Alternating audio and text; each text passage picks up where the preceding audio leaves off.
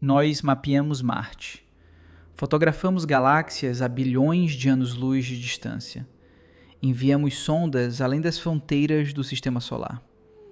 O oceano mais vasto da Terra, o Pacífico, permanece em sua maior parte um abismo que nenhum olho humano jamais viu. Em décadas inteiras de exploração das profundezas, os seres humanos conseguiram observar visualmente menos de uma fração minúscula do fundo oceânico profundo. Toda a área já vista corresponde, em extensão, ao território de Rhode Island, um dos menores estados dos Estados Unidos. É isso.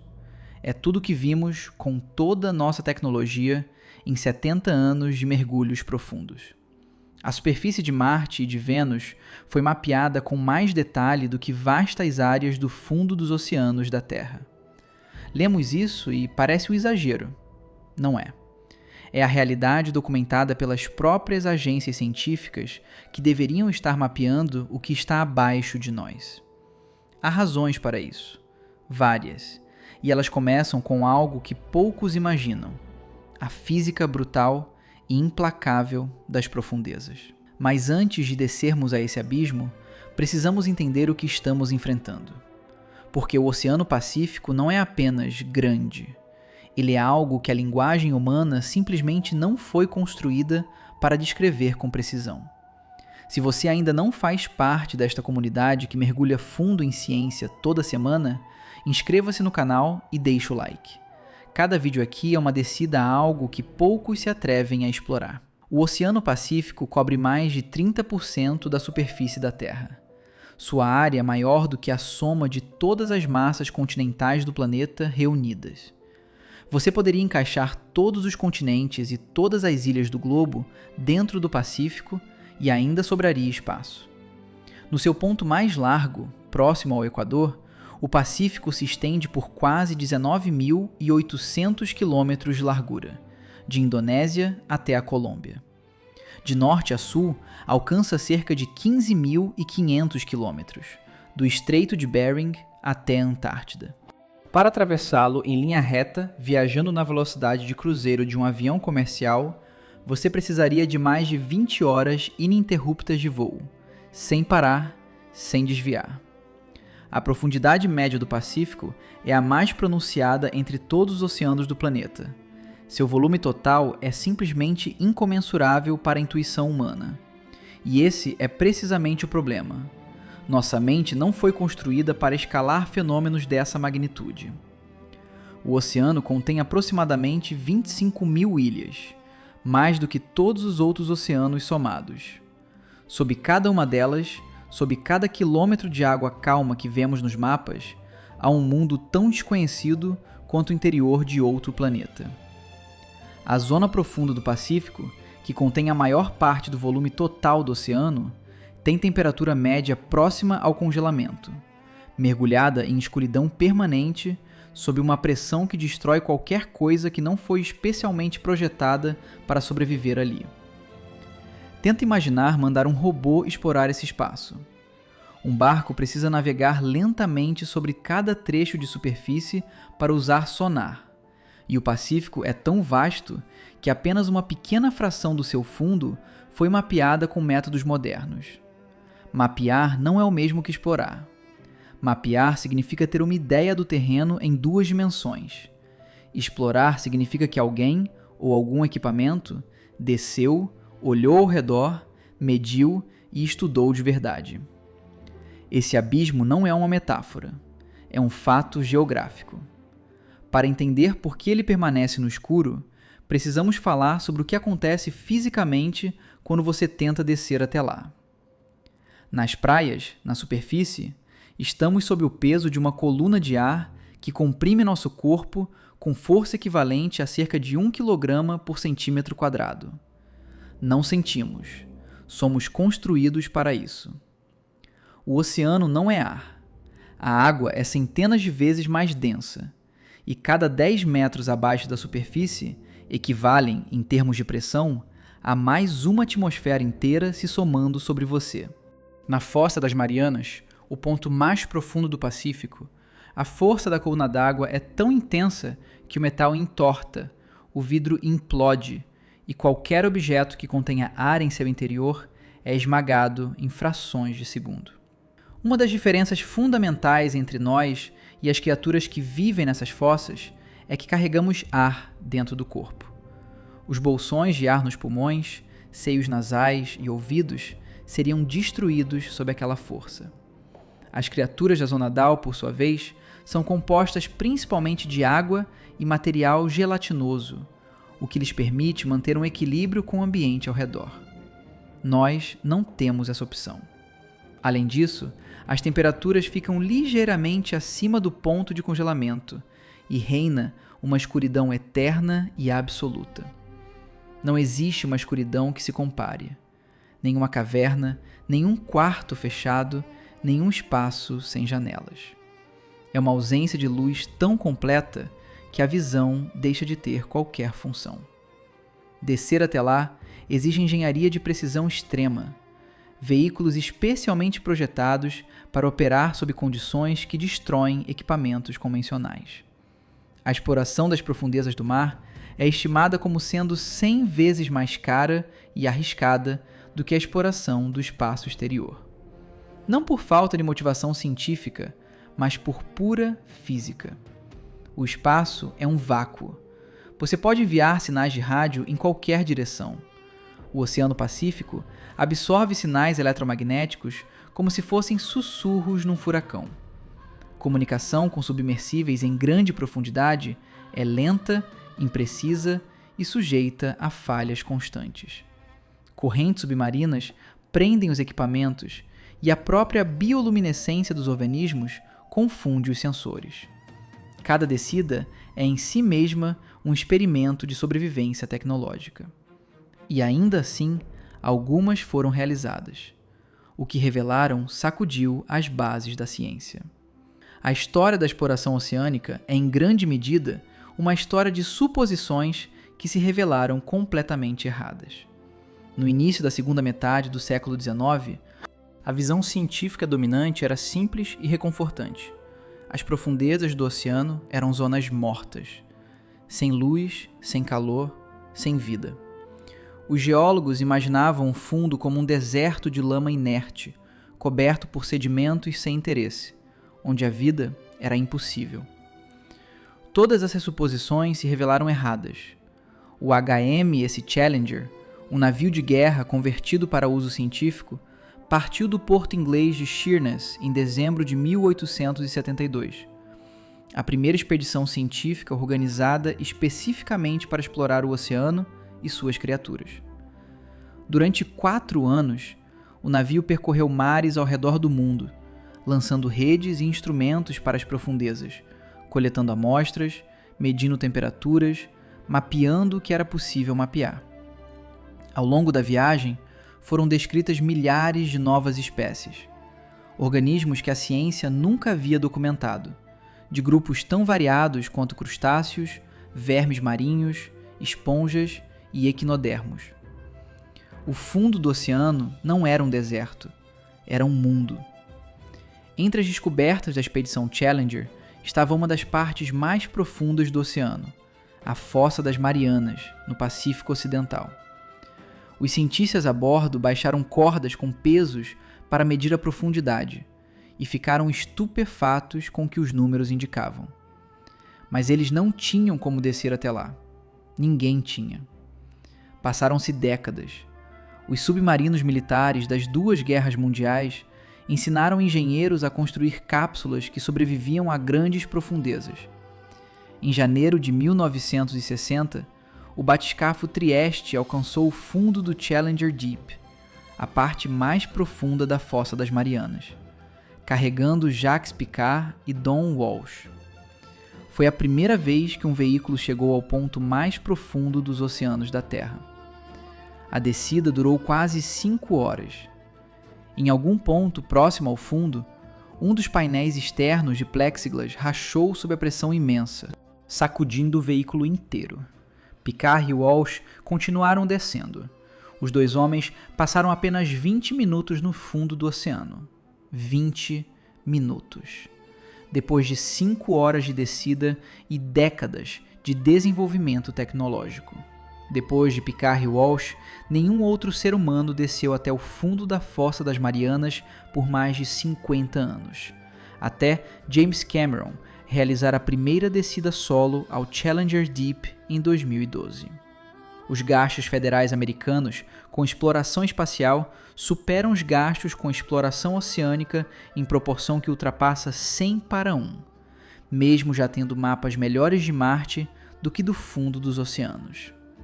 A escuridão abaixo da superfície do Pacífico não é apenas física, ela é econômica, política e cultural. E enquanto esse abismo permanece no escuro, cada mergulho raro revela segredos que contradizem tudo o que achávamos saber. A Fossa das Marianas é o exemplo mais extremo disso. E cada vez que alguém conseguiu descer até lá, o oceano tratou de mostrar que nossa ignorância era ainda mais profunda do que imaginávamos. O que acontece dentro de um batiscafo quando os instrumentos mostram algo que não deveria existir? Jack Kastner, engenheiro de sistemas a bordo de uma expedição ao Challenger Deep em 2017, descreveu a sensação de ver o sonar retornar dados inconsistentes enquanto o veículo se aproximava do fundo. Os números oscilavam entre dois perfis de terreno completamente diferentes, como se o chão abaixo fosse uma ilusão que o oceano estava se recusando a confirmar. Em algum ponto, entre 8.900 e 9.000 metros de profundidade, o abismo simplesmente não coopera com as expectativas. A Fossa das Marianas tem quase 2.500 quilômetros de comprimento e 80 quilômetros de largura. Foi formada pela subducção da placa do Pacífico sob a placa das Marianas, um processo que continua acontecendo hoje, forçando o fundo do oceano para baixo com uma lentidão geológica que, somada ao longo de dezenas de milhões de anos, criou o ponto mais distante da superfície do mar que existe na Terra. O Challenger Deep, sua parte mais profunda, está a aproximadamente 11 quilômetros abaixo da superfície. Para ter uma ideia do que isso significa, o Everest, a montanha mais alta do planeta, poderia ser colocado dentro da fossa e ainda haveria mais de 2 quilômetros de água acima do seu pico. Em 2012, James Cameron realizou a primeira descida solo ao Challenger Deep, num submersível especialmente construído chamado Deep Sea Challenger. Chegou ao fundo após 2 horas e 36 minutos de descida. O que encontrou ao tocar o sedimento foi silêncio e uma solitária pepita de rocha vulcânica que não deveria estar ali, pelo menos não de acordo com os modelos geológicos disponíveis. Em 2019, Victor Vescovo desceu ao Challenger Deep como parte da Five Deeps Expedition, um projeto para alcançar o ponto mais profundo de cada um dos 5 oceanos do mundo. Vescovo estabeleceu o recorde de profundidade, 10.928 metros.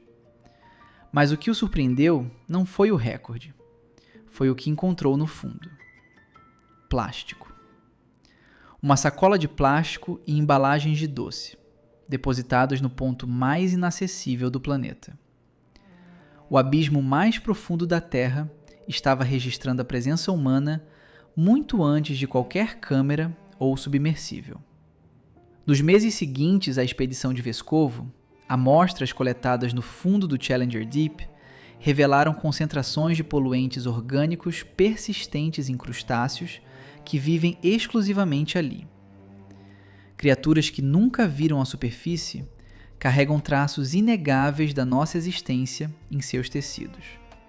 Mas nem todas as descobertas nas fossas apontam para o que nós fizemos ao oceano.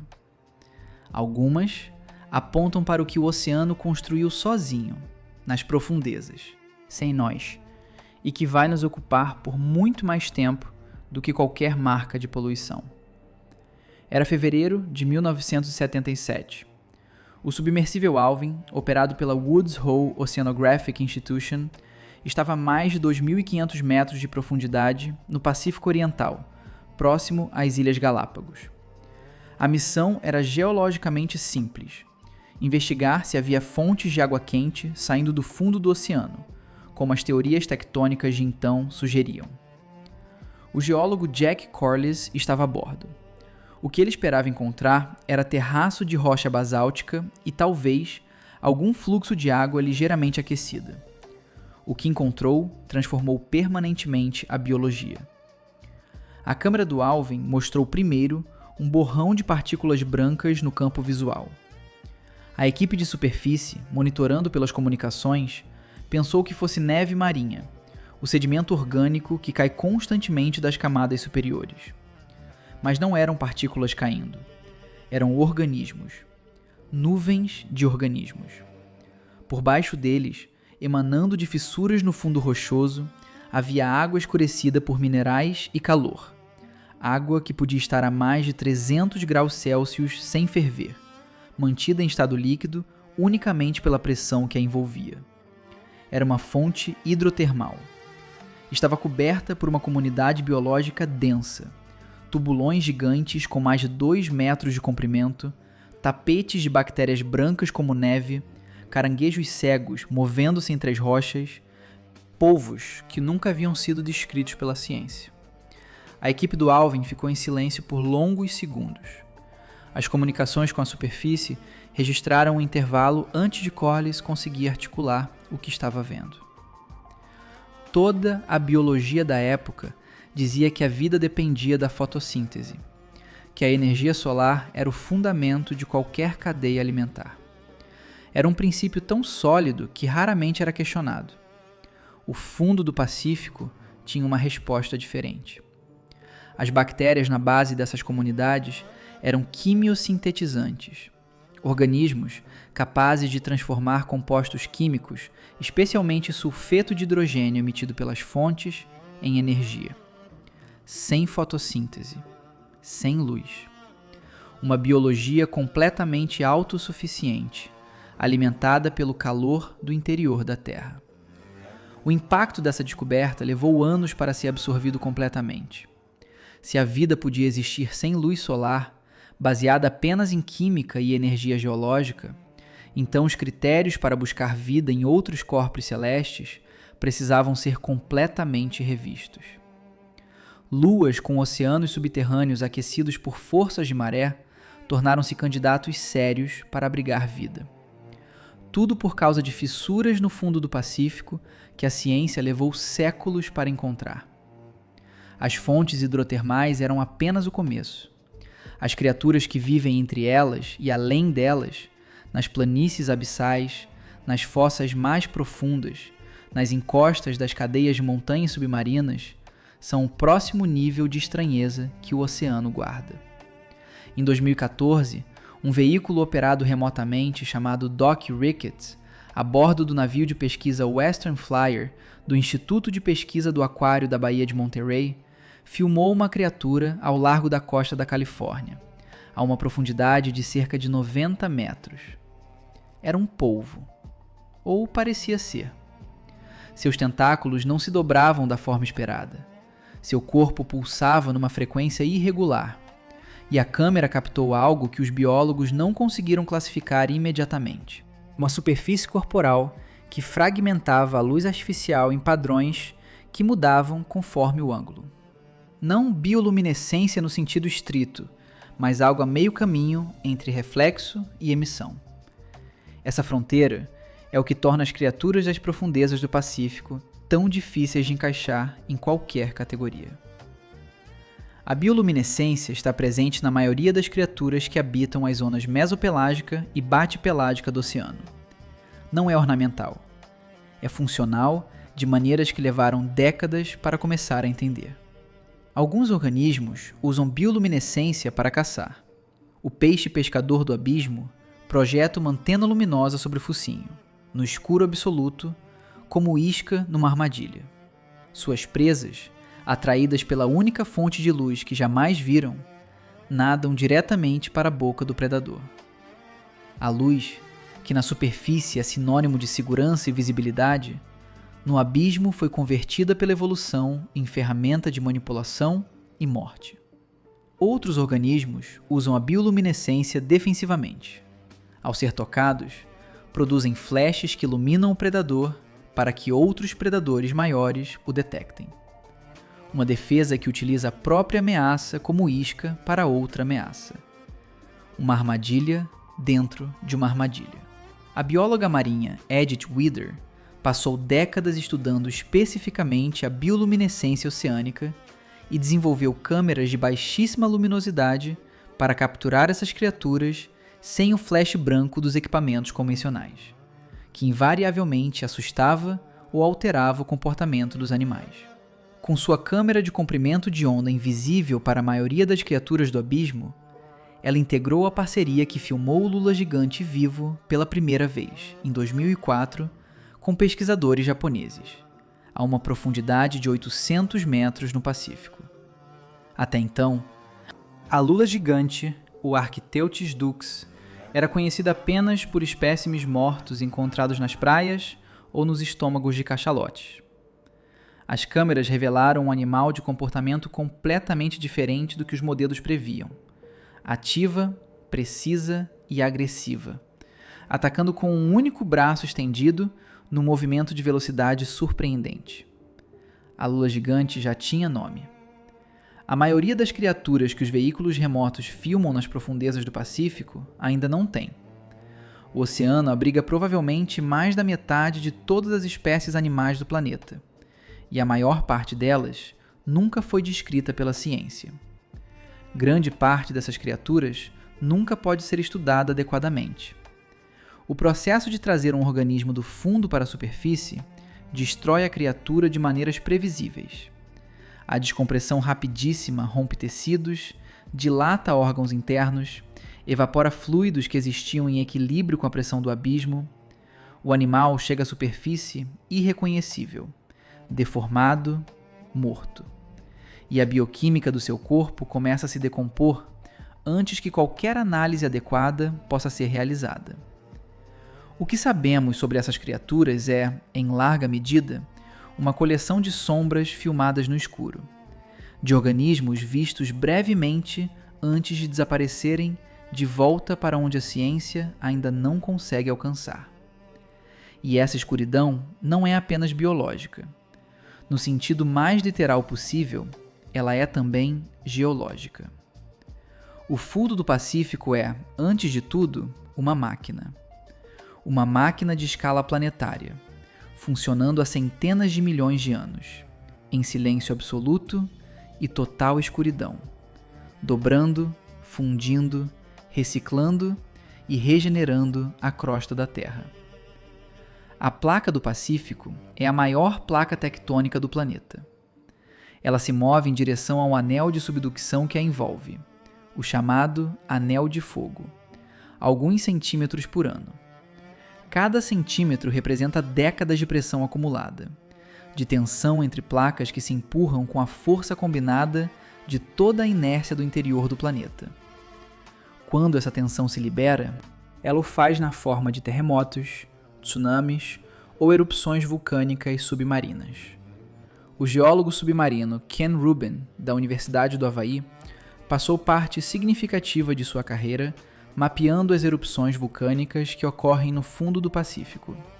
Erupções que acontecem com frequência muito maior do que qualquer vulcanismo terrestre visível, absorvidas pelo peso da água acima, sem que nenhum sismo seja sentido na superfície. O magma que emerge dessas erupções se solidifica em estruturas globulares de basalto que se formam quando o material derretido encontra água fria. E essas estruturas são lidas por geólogos como Rubin como páginas de um diário. A composição química do basalto em diferentes camadas do fundo oceânico registra não apenas quando as erupções ocorreram, mas as condições do manto terrestre em diferentes épocas. Em alguns locais do Pacífico, as camadas de sedimento e rocha acumuladas no fundo oceânico preservam um registro contínuo de mais de 180 milhões de anos de história geológica, o período mais longo disponível em qualquer região oceânica. As crostas continentais são constantemente recicladas pelos processos tectônicos, mas o fundo do Pacífico nas suas zonas mais antigas e estáveis, preservou uma memória que nenhum continente consegue oferecer. Estudar essas camadas é, para um geólogo, como ter acesso a um arquivo que registra cada grande evento do planeta: extinções em massa, mudanças na composição da atmosfera, inversões do campo magnético terrestre, numa sequência quase ininterrupta que a superfície da Terra há muito perdeu. O que torna esse arquivo ainda mais perturbador é o que ele silencia. O fundo do Pacífico não é silencioso. Nunca foi. E alguns dos sons que chegaram aos hidrofones científicos ao longo das últimas décadas seguem sem explicação. Não apenas não identificados, mas ativamente resistentes a qualquer tentativa de categorização. Em agosto de 1991, os hidrofones da NOAA, a Agência Oceânica e Atmosférica Nacional dos Estados Unidos, começaram a captar algo que os técnicos de turno não conseguiram identificar. A rede de hidrofones da NOAA foi originalmente construída pela Marinha Americana durante a Guerra Fria para rastrear submarinos soviéticos. Instalados em pontos estratégicos do Pacífico, esses instrumentos são sensíveis o suficiente para detectar o deslocamento de um único submarino a milhares de quilômetros de distância. Quando a Guerra Fria terminou, a rede foi transferida para uso científico, e com ela vieram décadas de gravações que a Marinha havia catalogado e arquivado sem divulgar ao público. Christopher Fox, cientista acústico do Pacific Marine Environmental Laboratory da NOAA, foi um dos primeiros pesquisadores a ter acesso a esse arquivo. O que ele encontrou não era o que esperava. Havia sons marcados com anotações lacônicas. Quote 1, Quote 2, Quote 3. Um deles ficou conhecido como o upsweep, um chiado ascendente repetido sazonalmente, captado com tal amplitude que era detectável por hidrofones a milhares de quilômetros de distância. Fox e sua equipe concluíram que o upsweep provavelmente tinha origem em vulcanismo submarino, mas a fonte exata nunca foi localizada. Outro som, chamado pelos pesquisadores de train, pelo padrão rítmico, permaneceu sem explicação por anos. Quando finalmente uma hipótese surgiu, era geológica. Blocos de gelo antártico quebrando contra a plataforma continental e transmitindo vibração através da água por distâncias continentais. Havia, porém, variações no padrão do train que não se encaixavam nessa hipótese, e essas variações nunca foram explicadas com satisfação. Depois havia o bloop. Em 1997, hidrofones separados por milhares de quilômetros captaram simultaneamente um som de frequência extremamente baixa, com uma amplitude que o tornava o som oceânico mais alto já registrado até então. O bloop durou aproximadamente 1 minuto. Tinha um perfil de frequência irregular, não mecânico, que não correspondia a nenhuma fonte geológica conhecida e a nenhuma espécie de animal marinho catalogada. Fox descreveu o som como tendo características que sugeriam origem biológica.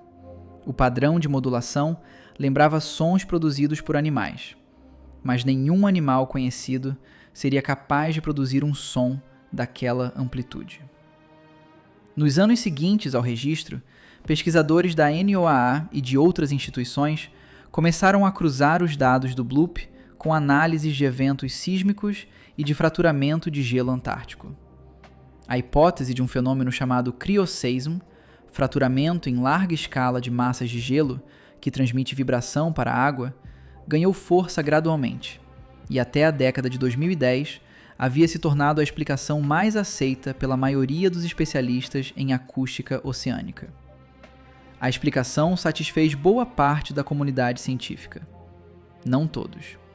O bloop foi captado a aproximadamente 5.000 km da costa antártica, e a amplitude do sinal, mesmo a essa distância, permanece difícil de reconciliar com qualquer evento de fraturamento de gelo documentado até então. A hipótese do crioseismo resolve o problema da forma do sinal. Não resolve completamente o problema da escala. Os hidrofones do Pacífico seguem gravando, incluindo sons que ainda não têm nem nome provisório.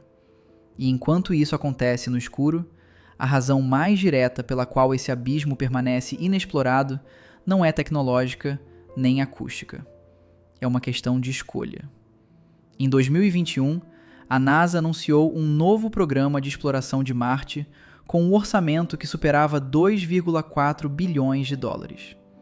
No mesmo ano, o orçamento total da NOAA para todas as suas iniciativas de exploração oceânica, o Pacífico, o Atlântico, o Ártico e todos os oceanos da Terra, era de aproximadamente 365 milhões de dólares.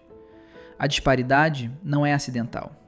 É o resultado de escolhas repetidas, ano após ano, por governos e agências que respondem a prioridades culturais e políticas muito mais do que a necessidades científicas objetivas. Marte é fotogênico. As imagens dos rovers, paisagens laranjas, pôres do sol, crateras que parecem pintadas, são compartilhadas com uma eficiência que nenhuma imagem do fundo oceânico consegue competir. O abismo do Pacífico é escuro, frio, visualmente monótono para quem o vê pela primeira vez. Os organismos que habitam suas profundezas são muitas vezes translúcidos, deformados, difíceis de fotografar e ainda mais difíceis de enquadrar numa narrativa de descoberta que o público geral encontre imediatamente emocionante. Há também uma questão de risco político. Um rover em Marte pode falhar sem ameaça imediata a vidas humanas.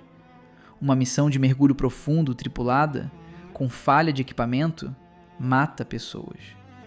O custo tecnológico e de seguros de exploração oceânica profunda é, portanto, muito mais próximo do custo de exploração lunar do que a maioria imagina, mas sem o prestígio associado. Há ainda o problema da propriedade. Os fundos oceânicos, além das zonas econômicas exclusivas, são formalmente declarados. Mas isso não impediu que múltiplos países e corporações estejam atualmente disputando direitos de mineração de nódulos de manganês e outros recursos minerais do leito do Pacífico. A exploração científica compete com a exploração comercial por acesso a um ambiente que é fisicamente limitado e tecnologicamente caríssimo de alcançar. Nos confrontos entre ciência e indústria por acesso a ambientes extremos, a história não é particularmente favorável à ciência. O resultado é que, no início do século XXI, temos melhor tecnologia para explorar o espaço do que para explorar o oceano, que cobre a maior parte do nosso próprio planeta. E temos uma fração do interesse político que seria necessário para mudar isso. O veículo remotamente operado chegou ao fundo do Challenger Deep em 2019, como parte da expedição de Victor Vescovo, com câmeras de alta resolução e sensores de coleta.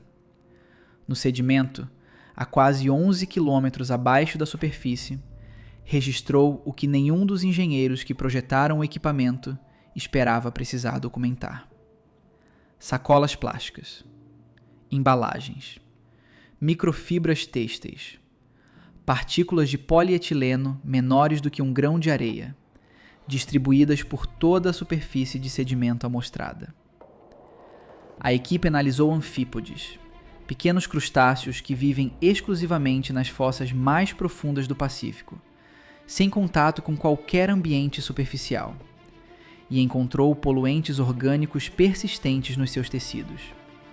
Substâncias produzidas industrialmente a partir de meados do século XX, que nenhuma força natural poderia ter levado até ali, que chegaram pelo transporte oceânico de partículas, afundando milímetro a milímetro ao longo de décadas, até alcançar o ponto mais inacessível da Terra.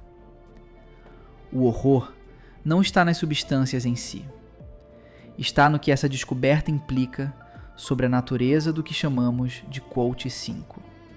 Acreditávamos que a distância, a pressão e a escuridão das grandes profundezas as tornavam imunes à nossa presença. Que o abismo era, por definição, um lugar onde a humanidade simplesmente não chegava. O fundo do Challenger Deep desmentiu isso sem qualquer cerimônia. O plástico que existe agora no fundo do Pacífico levará centenas de anos para se degradar. Na escuridão e no frio extremo das profundezas, alguns polímeros podem persistir por muito mais. E antes de chegar ao fundo, essas micropartículas foram ingeridas em toda a coluna d'água por organismos que as confundem com alimento, transferindo os poluentes que absorveram na superfície para tecidos vivos, numa cadeia que começa no plâncton e termina, eventualmente, nos peixes que chegam aos mercados. Nós não contaminamos apenas o fundo do oceano. Contaminamos a cadeia inteira, sem ver o que estávamos fazendo, porque nunca olhamos para dentro do oceano com atenção suficiente para perceber o que acontecia. O Pacífico está vivo de formas que ainda não sabemos nomear. Nas fossas Hadal, nas planícies abissais, nas encostas das cadeias de montanhas submarinas que rivalizam em altura com os Alpes, processos biológicos e geológicos acontecem agora mesmo, registrando, respondendo, evoluindo, sem que nenhum instrumento humano os observe. A lula gigante foi filmada viva apenas em 2004. O tubarão megaboca, uma espécie com quase 5 metros de comprimento, existia sem que a ciência soubesse e foi descoberto apenas em 1976, quando um exemplar ficou preso numa âncora naval no Havaí. Eram animais grandes em oceanos que navegamos há séculos. O que mais há? O Pacífico Profundo tem volume suficiente para abrigar populações inteiras de animais de grande porte, sem que qualquer instrumento humano os detecte. As pesquisas acústicas revelam regularmente perfis de eco que os operadores de sonar classificam como possivelmente biológico, origem não identificada. Esses registros são arquivados e depositados numa categoria que a ciência usa com mais frequência do que o público imagina: dados pendentes de classificação. O que acontece nas profundezas do Pacífico, nos ciclos que regulam o oxigênio dos oceanos, nas cadeias alimentares que determinam quais compostos chegam à superfície, nos processos geológicos que moldam o fundo sob nossos pés, afeta diretamente a estabilidade do planeta que habitamos. Tomamos decisões sobre o futuro do oceano com menos conhecimento do que precisaríamos para fazer isso de forma responsável. A escuridão do Pacífico não é apenas uma lacuna no mapa. É o resultado de uma escolha coletiva que fizemos, repetidamente, de olhar para cima em vez de olhar para baixo, para Marte em vez de para o abismo, para o espetáculo em vez de para o que é urgente. E o que está lá embaixo, vivo, ativo, acumulando as marcas do que fazemos na superfície, não vai esperar indefinidamente que nos decidamos a prestar atenção. Se este vídeo mudou a forma como você olha para o oceano que cobre a maior parte do nosso planeta, deixa o like e inscreve-te no canal. Há muito mais abaixo da superfície do que qualquer mapa consegue mostrar.